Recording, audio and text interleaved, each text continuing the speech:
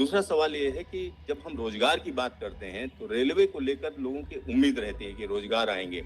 और जब पिछला जनरल इलेक्शन था उससे पहले एक देखो तरीके से अभी 1,54,000 लोगों का रोजगार कंप्लीट हुआ है। 1,54,000, 1,54,000 लोगों का, 1.5 लाख लोगों का रोजगार अभी कंप्लीट हुआ है।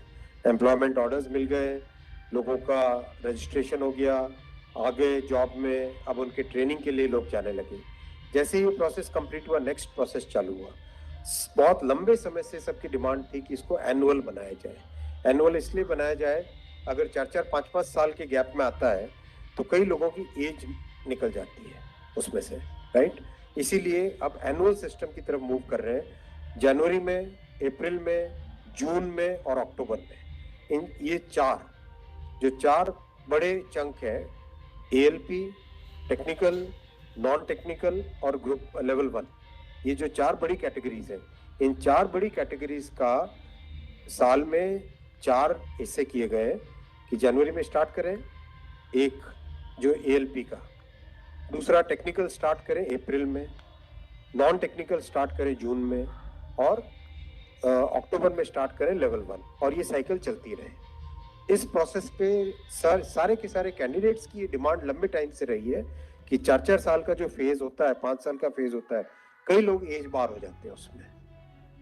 एक हर साल आपको अपॉर्चुनिटी मिलती रहेगी तो सबको अपॉर्चुनिटी मिलेगी। इस थिंकिंग के साथ आगे बढ़े, और इसी थिंकिंग और इसमें भी जितनी रिक्वायरमेंट थी उससे ज्यादा अभी नोटिफाई किया है। 1 साल के हिसाब से जो रिक्वायरमेंट है, 1 साल के हिसाब से अगर जैसे लोको पायलट का मैटर है, कितने लोग रिटायर होते हैं उससे ज्यादा लिए हैं, राइट। टेक्नीशियन का है तो टेक्नीशियन का जो अप्रैल के आसपास, अप्रैल से पहले निकल आएगा, क्योंकि हम लोग वो मॉडल कोड ऑफ कंडक्ट को भी अवॉइड करना चाहते थे।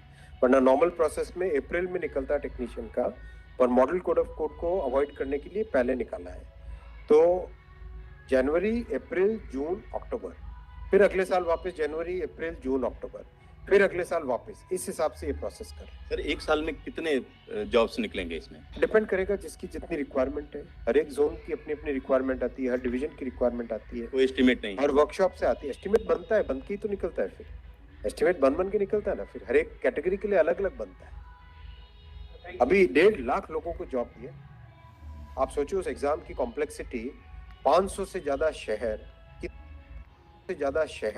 कितनी शिफ्टें, 1000 से ज्यादा शिफ्टें, 15 लैंग्वेजेस, 1-1 करोड़ लोग एप्लीकेशन। कहीं पे कोई कंप्लेंट आई? 0 कंप्लेंट। कहीं पे कोई paper leak? 0 paper leak. Complete हुआ ना एकदम ट्रांसपेरेंटली। पार्लियामेंट में हमारी ऑपोजिशन के लोग, कांग्रेस के एक एमपी बोले कि आश्चर्यचकित है कि इतना बड़ा एग्जाम कैसे बिना कोई पेपर लीक के हो गया। तो एक उस चीज को भी तो देखो। Thank you sir.